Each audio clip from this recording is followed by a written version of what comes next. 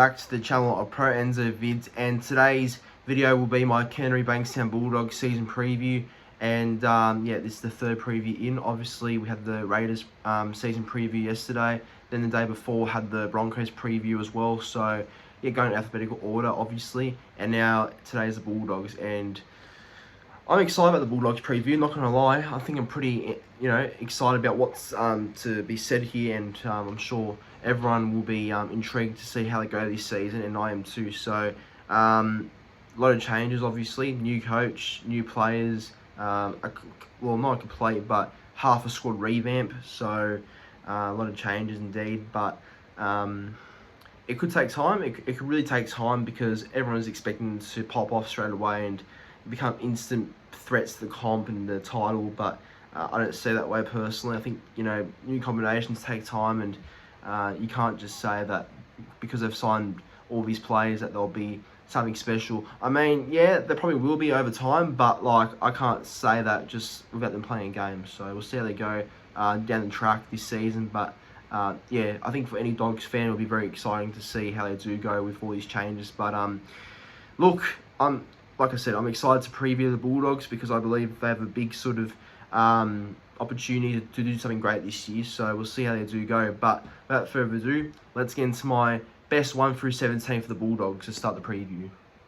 Okay, on to my best 1 through 17 for the Bulldogs, in my opinion only. Yeah, just in my opinion. I'm not basing this team off anyone else's what they've said. It's just how I would pick the team, and yeah, just go from there, I guess. So my fullback that I'd pick would be Jake Averillo. My wingers would be Jacob Carraz and Josh Adokar.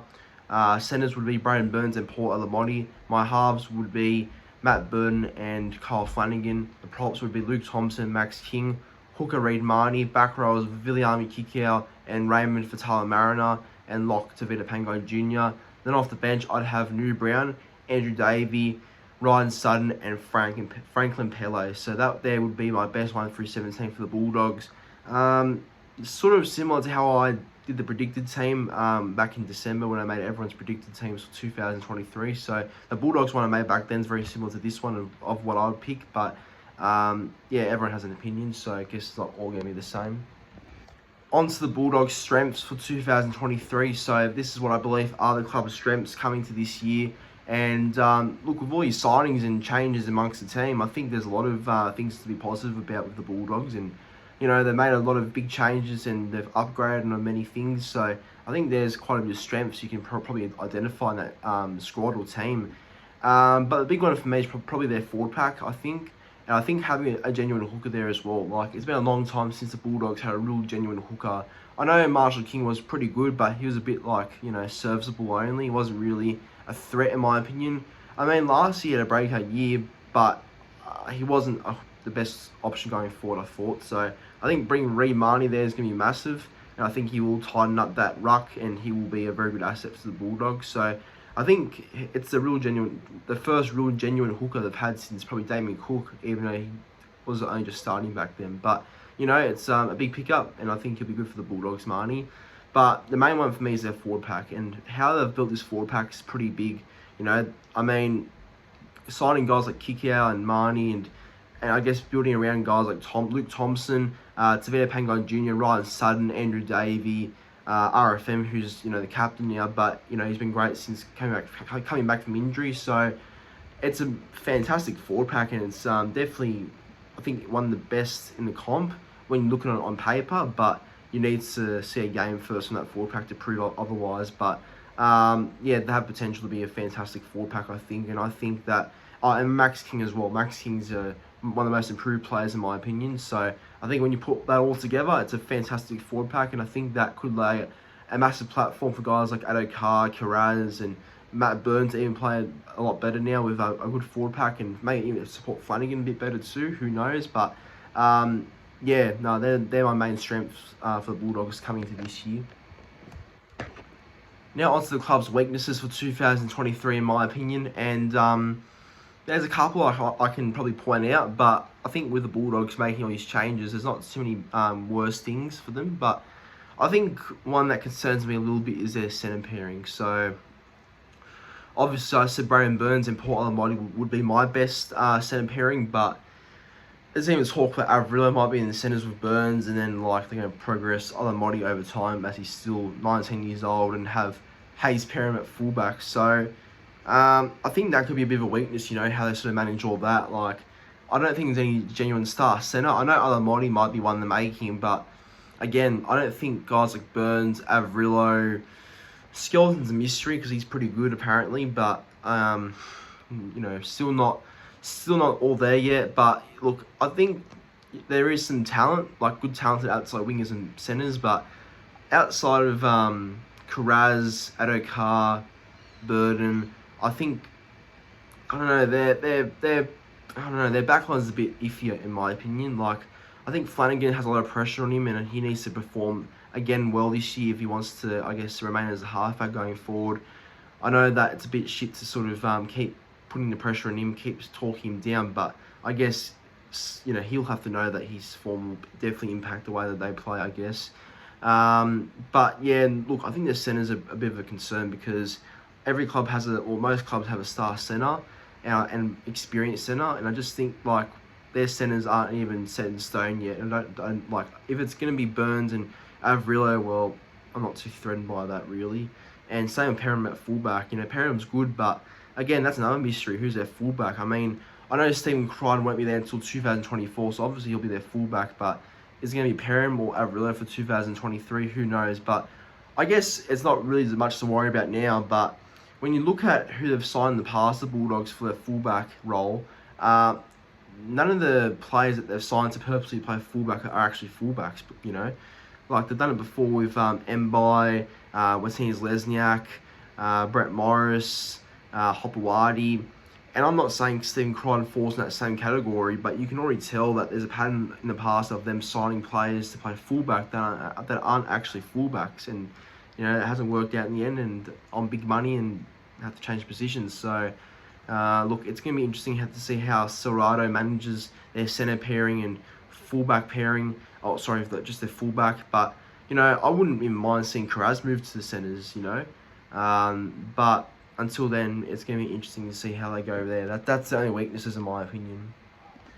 Now on to the best signing for the club in 2023. And, oh, well, there's a whole variety you can pick from. And I think it's not that hard to really tell personally, even though there's lots to pick from as their best signing. But if you're signing one of the best players in the comp in their own role, then you know, you can't go past that, right? And I think Viliame Kikau is one of the best back rowers in the game, if not the best. But there's a bit of competition for who's the best and who's second, third. But I think Kikau is, you know, one of the best players in the comp in his position. And I think, you know, signing a star back rower who's already won 2 comps and has been in 3 grand finals and losing, obviously, one in 2020. Yeah, no, he's been a fantastic player for the Panthers for the last couple of years, but goes to the Bulldogs now and, you know, joins a very impressive forward pack that's looking to build on and become even better with his appearance there. So I think Kikau is probably their best signing, in my opinion. Like, I think what he'll bring, and if he does, you know, turn up and actually play good footy, then he'll be a real asset, and I think he'll kill it on that side with Matt. I hope they put Kiki on that same side with Burden, most likely going to say Burns and probably Adokar on that left hand side. And if they do that, well, honestly, it's going to be a lot of points there, and it's going to be very hard to defend. So I think Viliame Kikau is their best signing. He's going to kill it there if he's switched on. I do think if it doesn't work out, it could be another T-Rex Tony Williams sort of signing, but I don't think the fans would want to hear that. But I see him being the best signing. I think he's going to have a big year under Serrato. I think he'll definitely be someone to look out for the Bulldogs, that's for sure. Now on to the club's biggest loss for 2023. I was just going through their losses for coming to this year, and I think that what you'll find is that none of them are that big that they'll impact the team and stuff like that. Like, I don't think, you know, any of them are terrible losses or anything amazing, like, as in losses, and would change the club. But I think, I guess the one player that I have to pick from that list would probably be Josh Jackson. Even though he's not going to another club, he's retired. I still think his presence for the last 10 years has been pretty big for the Bulldogs. You know, being a captain through their toughest periods of the club and what they've gone through. But he's also played in the grand final in 2014 and I think 2012. I'm not too sure, but look, he's been through the thick and thin, the Bulldogs, right? He's been there. He's been through the hard moments, the good moments, and he's just never given up. And I think that's what the Bulldogs sort of thrive on, and that's a mentality, is just the dogs of war mentality and the mentality that don't give up and keep going and just push on till the last minute. So I think Josh Jackson was that type of player, and I think that's what they'll miss, an inspirational leader like him. But look, personally, in my opinion, I thought that his best was ending anyway. I didn't think he had much to offer, to be honest. But out of everyone on that list that they've lost, I think I'll have to say him, as he's been at the club for the longest out of everyone. And I think his presence will be missed. But, you know, I think they'll replace him fairly well. So Josh Jackson, for me, is their biggest loss heading to 2023. Alright, going through their top 5 games I'm looking forward to for the Bulldogs in 2023. So I've got the draw right in front of me, actually, and I'm going to sort of scroll through and go through what I believe are the best 5 games that I think will be fantastic for them in 2023. So looking at it right now, round 2, Storm vs Bulldogs at Amy Park in Melbourne. I think it's going to be a big game because that goes to show what the club's really like against a bigger opponent like Melbourne. It's a good test. Bulldogs versus Tigers at Belmore will be massive, as that could be a return game for Josh Reynolds, potentially. But I think that will be a big game either way. I'm expecting a big crowd there, but not my top 5, so I'll go Storm Bulldogs as number 1. Number 2, going to go with the Good Friday game, Bulldogs versus Rabbitohs at Accor Stadium. Yep, round 6 has to always be in the top 5. I think if you know, if you don't have this game in your top 5, well, there's no point making the rest of the list, in my opinion, because I think Bulldogs v Rabbitohs, it's great tradition on Good Friday, and it's an important match. So that's number 2 for me. Number 3, Eels versus Bulldogs at CommBank the next week. I think that's my top 3 as well. Reid Marnie against his old club. Maybe Hayes Perham too, and Matt Dury against his old club if he plays. So big rivalry game, yeah, and that's a Sunday afternoon. So I think that's in my top 3 or top 5, but that's in 3rd. Number 4. Yeah, Bulldogs v Eels again, round 15. On Queen's birthday, yeah, okay. I think that's another one. That could be a big game.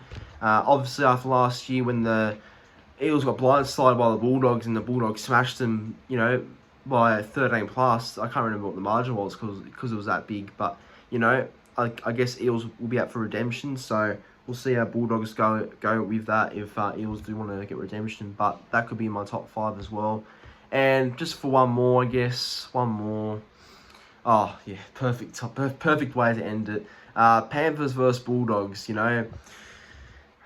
Yeah, look, at the moment, it really seems to be Penrith Bulldogs with all these signings they're making. But, look, you know, it's not uncommon for these raids. It's not an uncommon thing. It's happened before.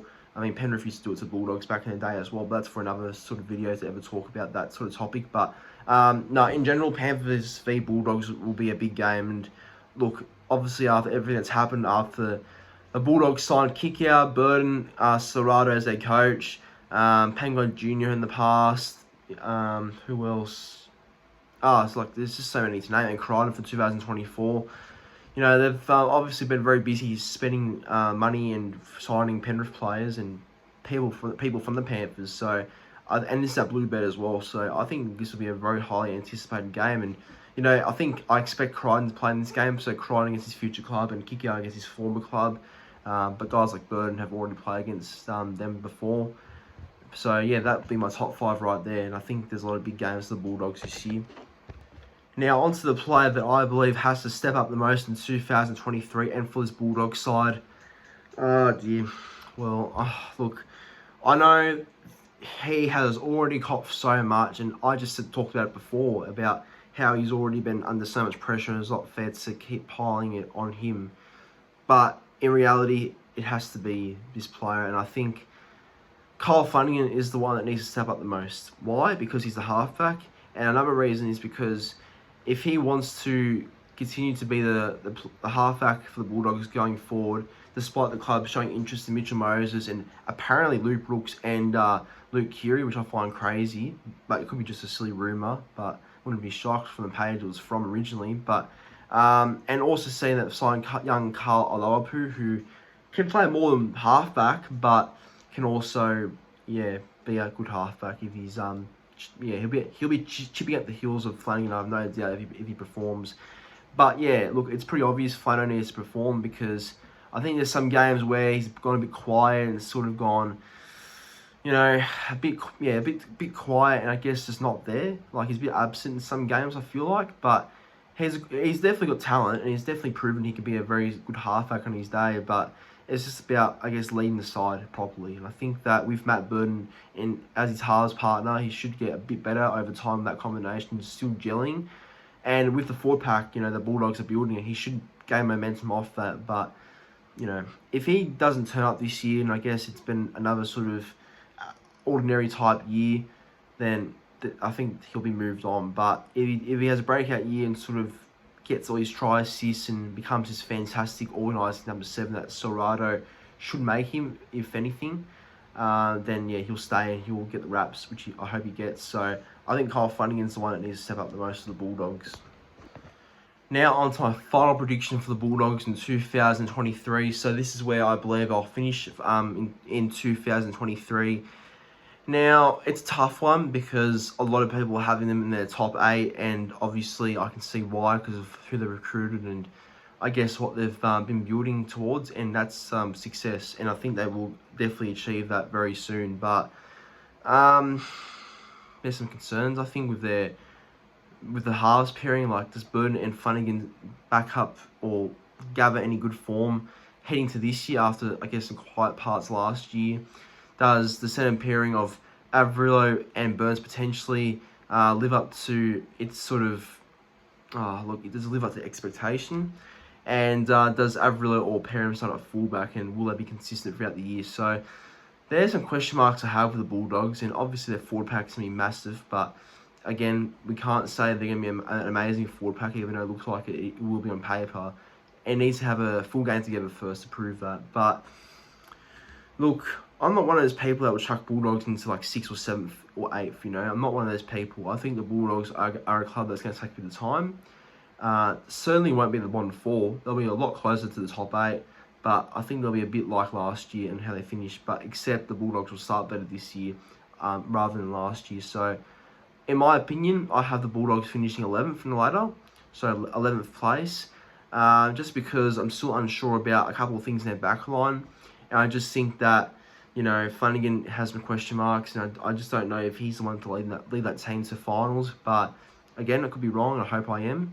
But I feel like it's going to be a building process for the club, because I'm not expecting everything to gel straight away and be top-notch perfect. So I think 11th place is a respectable position for the club. But honestly, I hope I'm wrong, because I want to see the Bulldogs succeed. And I know that's a bit weird saying as a Manly fan, but I think the way they're going about things, it's going to be massive. So I think they'll improve, no doubt, though.